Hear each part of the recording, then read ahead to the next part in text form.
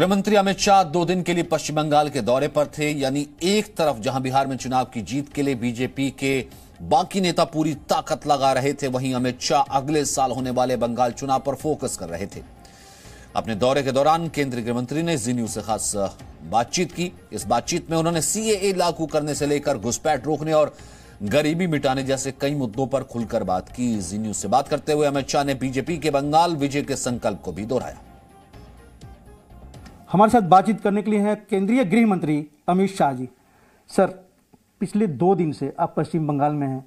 48 घंटे में अगर 10 घंटे निकाल दें सोने के लिए या जरूरी काम के लिए, तो लगभग 35 घंटे आप सड़क पर कार्यकर्ताओं के बीच में, लोगों के बीच में रिस्पॉन्स जो देख रहे थे, उससे लग रहा है कि बीजेपी बेहतर करेगी। आपको लग रहा है? बहुत अच्छा रिस्पॉन्स था। दिल्ली से यहाँ आते वक्त मेरी भी कल्पना नहीं थी कि भारतीय जनता पार्टी के कार्यक्रमों को इतना रिस्पांस मिलेगा। जहाँ पर भी मैं गया, रोड की दोनों ओर लोग खड़े हैं और भारत माता की जय, वंदे मातरम, जय श्री राम के नारे लगते हैं, बीजेपी जिंदाबाद के नारे लगते हैं, मोदी जी के लिए नारे लगते हैं। तुरंत मालूम पड़ जाता है कि जनता तय कर बैठी है कि इस बार तृणमूल कांग्रेस की सरकार को वो हटाना चाहती है। और विशेषकर युवाओं और महिलाओं में जिस प्रकार का गुस्सा तृणमूल कांग्रेस की सरकार के लिए मैंने देखा है, मुझे लगता है कि ये बहुत बड़ा तूफान चुनाव आते आते परिवर्तित हो जाएगा, तूफान में परिवर्तित हो जाएगा और भारतीय जनता पार्टी 200 से ज्यादा सीटों के साथ यहां पर सरकार बनाने जा रही है। सर, भारत माता की जय, वंदे मातरम, जय श्री राम, ये 2013 में आप लोग जब चुनाव प्रचार में थे, प्रधानमंत्री जी उस समय जब प्रचार में लगे, वो रिस्पॉन्स था। और आज पश्चिम बंगाल के मायने क्या इसका? भारत माता की जय, वंदे मातरम, जय श्री राम, लोग क्या मनसा है? मैं मानता हूं कि जिस प्रकार की तुष्टीकरण की राजनीति ममता जी ने यहां पर चलाई है, सरहदों को खुला छोड़ा है, घुसपैठ होने देते हैं, गायों की तस्करी होती है, त्योहार मनाने में कोर्ट के अंदर जाकर केस करने पड़ते हैं। लोगों का गुस्सा बहुत बड़ा है। कहीं ना कहीं लोग अपने आप को सेकंड ग्रेड सिटीजन जैसी ट्रीटमेंट मिल रही है ऐसा मानते हैं और वो अब अन्याय सहन करने के मूड में नहीं है। और बीजेपी ने भी अपना संगठन को बहुत विस्तार किया है, बहुत आगे बढ़ाया है और मजबूत संगठन बनाने की कगार पर हम पहुंचे हैं। इसको और शिद्दत के साथ हम अच्छा करेंगे और मजबूत बनाएंगे।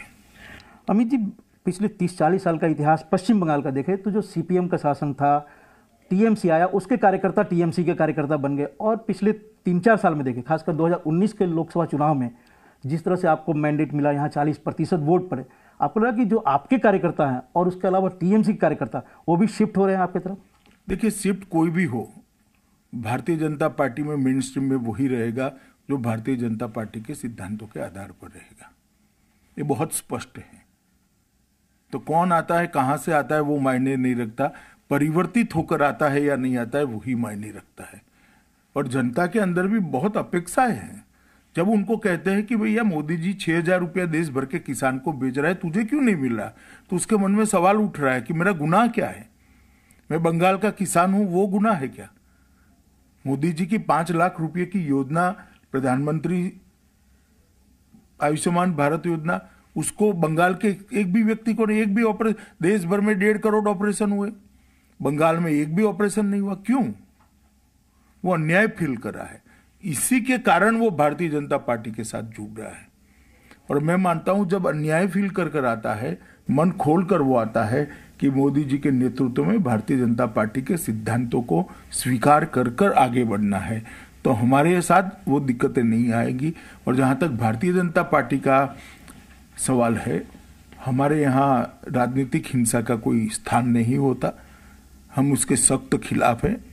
हमारे 100 से ज्यादा कार्यकर्ता मारे गए हैं और हम नहीं चाहते कि अगर हमारी सरकार यहाँ आती है तो आगे बढ़ किसी की भी राजनीतिक हत्या हो। लेकिन अमित जी, आपने भी कहा कि और देखने भी हुआ है 100 से ज़्यादा कार्यकर्ताओं की हत्या हुई है। पुरुलिया में भी हमने देखा था जब आप मंच पर से मिलने आए थे, जिनकी परिवार के लोगों की हत्या हुई थी। ऐसे में बीजेपी की जो कमिटेड कार्यकर्ता है, जो गाँव में है, कस्बों में है, वो किस तरह से पार्टी के लिए काम करेगा जब इस डर के मारे?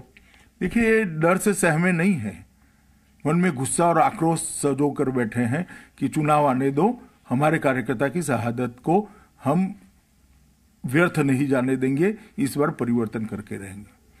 तो संकल्प जो सरकार बनाने का है और मजबूत हुआ है और दृढ़ हुआ है। अमित जी, माँ माटी मानुस, इस नारे के साथ ममता बनर्जी यहाँ पर आई थी, लेकिन बीजेपी के ही नेता जो लोकल हैं यहाँ पर के स्टेट लेवल, उनका कहना है कि जब चुनाव होंगे तो हमारे कार्यकर्ता डर के मारे वोटिंग बूथ पर नहीं आ पाते। उसके लिए कुछ आपने इलेक्शन कमीशन से अपेक्षाएं हैं? अब बीजेपी के नेता के नाते पूछ रहा हूँ, गृह मंत्री के नाते नहीं। देखिए, स्वाभाविक रूप से इलेक्शन कमीशन की जिम्मेदारी है कि फ्री और फेयर इलेक्शन हो, मगर अब वो डर निकल चुका है। हमारी 18 सीटें आई है, हम ये लड़ाई लड़ चुके हैं, जीत चुके हैं। अब हमारा कार्यकर्ता डरेगा नहीं। माँ माटी मानुस की आप बात कर रहे हो, तानाशाही, टोलबाजी और तुष्टीकरण की राजनीति यहां पर चली है। सर, एक सवाल था कि 18 लोकसभा सीट जीते थे और उसके अनुसार 122 125 के करीब विधानसभा आता है, 148 इस मैंडेट को आपने 200 का आंकड़ा किया, 200 से ज़्यादा, लेकिन बहुमत से पार लाने के लिए एक नेतृत्व चाहिए, क्योंकि अमित शाह आ रहे हैं, मोर्चा संभाल रहे हैं, प्रधानमंत्री नरेंद्र मोदी जी की योजनाएं हैं, लेकिन यहाँ पर कोई चेहरा। देखिए, जरूरत पड़ेगी तो नड्डा जी के नेतृत्व में पार्लियामेंट्री बॉडी इसका निर्णय करेगा, मगर हम कई चुनाव चेहरे के बगैर लड़े हैं, जीते हैं। यूपी में 3/4 बहुमत के साथ हम जीते, कोई चेहरा नहीं था। भारतीय जनता पार्टी मोदी जी के नेतृत्व में ही लड़ी थी। ढेर सारे चुनाव लड़े, मगर यहां पर जरूरत लगेगी तो इस पर भी सोचेंगे हम आगे। सर, बीजेपी अध्यक्ष के नाते आप यहाँ पर आते थे, मोर्चा संभालते थे, गृह मंत्री के तौर पर पिछले कुछ दिनों से स्वास्थ्य लाभ भी ले रहे थे, उसके बाद सबसे पहले आपने बंगाल में मोर्चा संभाला है। अमित शाह लग रहा है कि बीजेपी कार्यकर्ताओं के लिए वो बाण है, वो रामबाण है कि ममता बनर्जी के जो तेवर होते हैं उसका जवाब दे सकते हैं? नहीं, ऐसा नहीं है। भारतीय जनता पार्टी में कलेक्टिव लड़ाई लड़ी जाती है, हमारे कार्यकर्ता इकट्ठा होकर लड़ते हैं। स्वाभाविक रूप से मैं पार्टी का नेता हूं, पूर्व राष्ट्रीय अध्यक्ष हूं, तो मेरा भी दायित्व बनता है कि मैं कार्यकर्ताओं के साथ लड़ाई में खड़ा रहूं। और बंगाल को मैं 5 साल से आता जाता रहा हूं और मैं मानता हूं कि बंगाल के अंदर परिवर्तन बहुत जरूर है। देश की सीमाओं को सुरक्षित करने के लिए भी बंगाल में एक राष्ट्रवादी ताकतों की सरकार बननी चाहिए। सर, आपने कहा कि देश की सीमाओं की सुरक्षा के लिए, लेकिन अभी हाल फिलहाल में अलकायदा के लोग यहाँ पकड़े गए हैं मुर्शिदाबाद वगैरह में। आपको लगता है पाकिस्तान और बांग्लादेश के जरिए बंगाल में घुसपैठ कर रहा, क्योंकि यह एक आसान सा उनको सॉफ्ट स्टेट मिल जा रहा है यहाँ पर? देखिए, यहाँ पर सत्ता परिवर्तन होता है तो राष्ट्रीय एजेंसियों की ताकत बढ़ेगी और इस प्रकार की गतिविधियों पर नकेल कसने में बहुत बड़ी मदद होगी। सर, इससे थोड़ा सा अलग हटकर अगर हम 1-2 सवाल बिहार पर ले लें, बिहार के कार्यकर्ता काफ़ी मायूस भी होंगे, क्योंकि आप पिछले अगर 2015 का विधानसभा, 2019 का लोकसभा चुनाव अमित शाह पटना में, उससे कार्यकर्ता का बूस्टअप होता था। इस बार अमित शाह नहीं थे, तो लग रहा है कि आपको आपकी कमी उनको खल रही थी? नहीं, ऐसा नहीं है। बहुत सारे हमारे पार्टी के नेता गए भी हैं, मैं भी जाना चाहता था, मैं भी मायूस हूँ, मगर मेरे स्वास्थ्य मुझे परमिट नहीं करता था। कोरोना के बाद आफ्टर कोरोना की इफेक्ट लंबी चली, डॉक्टरों ने मुझे प्रवास करने की, हेक्टिक प्रवास करने की परमिशन नहीं दी थी। 5 तारीख से मुझे बाहर निकलने की परमिशन मिली और मैं 5 को ही कलकत्ते आया, क्योंकि 5 से बिहार के अंदर चुनाव प्रचार बंद हो जाता था। इसी बीच में डेवलपमेंट जो हुआ है आपको पता है, हालांकि उस पर आप कमेंट नहीं करना चाहते हैं। नीतीश कुमार जी एनडीए के मुख्यमंत्री पद के उम्मीदवार भी हैं और राजनीति से संन्यास की बात भी कर रहे हैं। देखिए, ये इनका व्यक्तिगत विचार होता है और व्यक्तिगत फैसला होता है। इसमें मुझे किसी और पार्टी के नेता के बारे में बात नहीं करनी चाहिए। आपको विश्वास है बिहार में सरकार बनेगी, नीतीश जी के नेतृत्व में सरकार बनेगी और पूर्ण बहुमत के साथ एनडीए की सरकार बनने जा रही है। आखिरी सवाल रहेगा सर, बंगाल में बीजेपी के तमाम बड़े नेता बीजेपी के पूर्व अध्यक्ष अमित शाह से मुलाकात करते हैं कि यहाँ राष्ट्रपति शासन लगाया जाए। बीजेपी के पूर्व अध्यक्ष और बीजेपी के वरिष्ठतम नेताओं में से एक अमित शाह क्या चाहते हैं, गृह मंत्री के तौर पर नहीं? देखिए, मैं क्या चाहता हूँ वो चीज का मायने नहीं रखता। ये संवैधानिक मामला है, राज्यपाल महोदय की रिपोर्ट और इसके पैरामीटर्स जो होते हैं इसके हिसाब से फैसला होगा। परंतु बीजेपी के कार्यकर्ताओं की जो मांग है वो स्थिति के अनुकूल है। ऑपोजिशन ने ये मांग करनी ही चाहिए, ऐसा मेरा मानना है।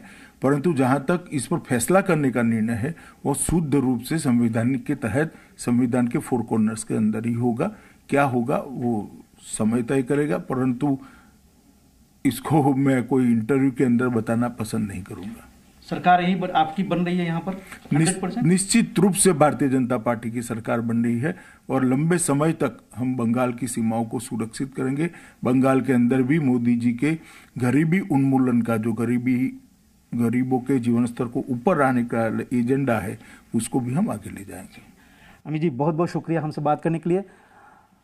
Ravindra Kumar, Zee media, Kolkata. Presenting B News app, available on Google Play and App Store. Download it now.